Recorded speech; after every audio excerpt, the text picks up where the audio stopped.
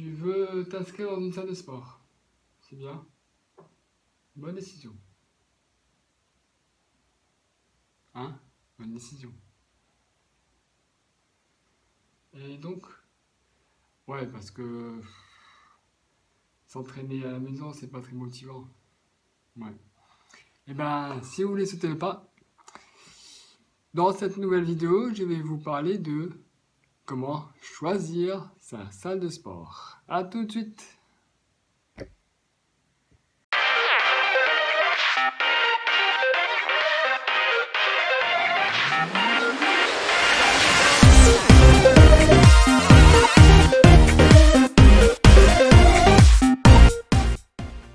Bonjour à tous et bienvenue dans cette nouvelle vidéo YouTube. Aujourd'hui, on va parler salle de sport.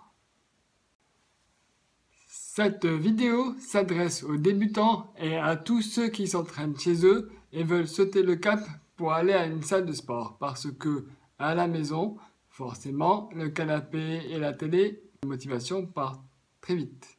Je suis passé par là. Donc aujourd'hui, je vais vous donner les 7 critères à suivre pour trouver une bonne salle de sport. Premier critère, la distance. Trouvez une salle de sport proche de chez vous. Il est plus facile de se rendre à une salle de sport qui est à 10-15 minutes de la maison. Beaucoup plus que celles qui sont loin.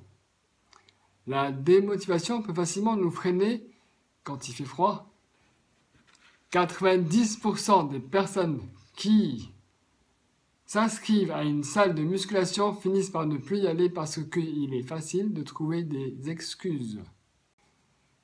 Deuxième critère, les horaires. Les salles de musculation ont des horaires très larges, entre 6 à 23 heures, 7 jours sur 7. Certaines salles sont fermées le week-end ou sont ouvertes pendant une plage horaire plus courte qu'en semaine. Il faut choisir le moment où vous êtes en pleine énergie. Petit critère et pas des moindres, certaines salles sont 100% mixtes ou 100% femmes. Il ne faut pas aller à une salle où les horaires 100% femmes correspondent à vos horaires à vous, parce que vous aurez un petit problème si vous êtes un homme. Troisième critère. Faire une séance d'essai ou deux. Et je vais vous en parler dans les prochains points.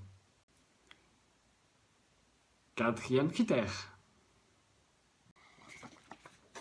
Mesurer la popularité de la salle. L'emplacement, la qualité des services, la qualité du matériel ou quelque chose d'attractif. Testez la salle vers 18 h pendant les horaires de pointe. Renseignez-vous sur les horaires de pointe et voir si cela correspond à votre planning. Ainsi, cela vous permettra de voir le taux de fréquentation. Dans certaines salles, dès qu'il y a plus de 10 ou 15 personnes, on fait la queue pour utiliser une machine ou un banc.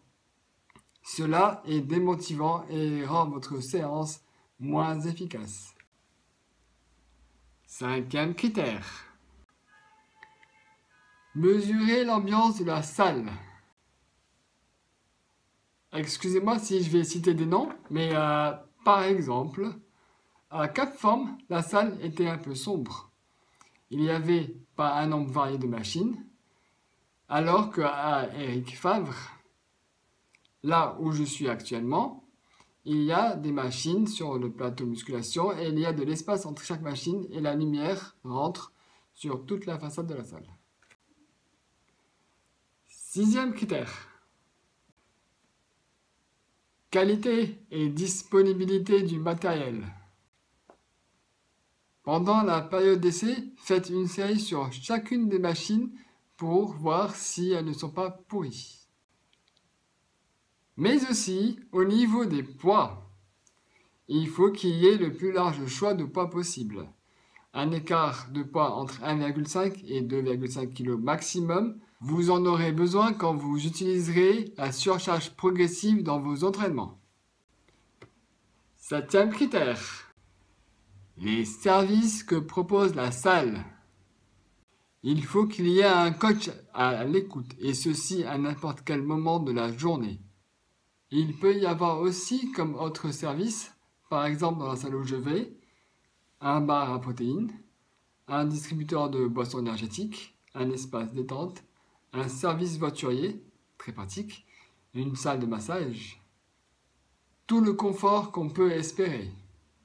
Et pour en revenir au coach, demandez-lui de vous faire un programme adapté à votre morphologie et à vos objectifs. Et surtout, qu'il vous explique la logique de ce programme. Je pense vous avoir donné tous les points essentiels qu'il faut avoir avant de choisir sa salle de sport. Et si vous voulez vous inscrire à ma salle de sport, Eric Favre Gym Club qui est à boulevard Biranzaran à Casablanca, je vous invite à annoncer Mister M lors de l'inscription. Vous aurez droit à une suppression des frais d'inscription. Je vous invite également à penser à lire la description de la vidéo parce qu'il y a quelques informations qui pourraient vous intéresser. Mettez un petit pouce bleu, hein, ça fait toujours plaisir. Et si ce n'est pas encore fait, abonnez-vous à la chaîne et cliquez sur la petite cloche pour recevoir les notifications des nouvelles vidéos. Et j'en prépare quelques-unes assez intéressantes. Enfin, je l'espère, pour vous. C'était Mister M. Tchuss!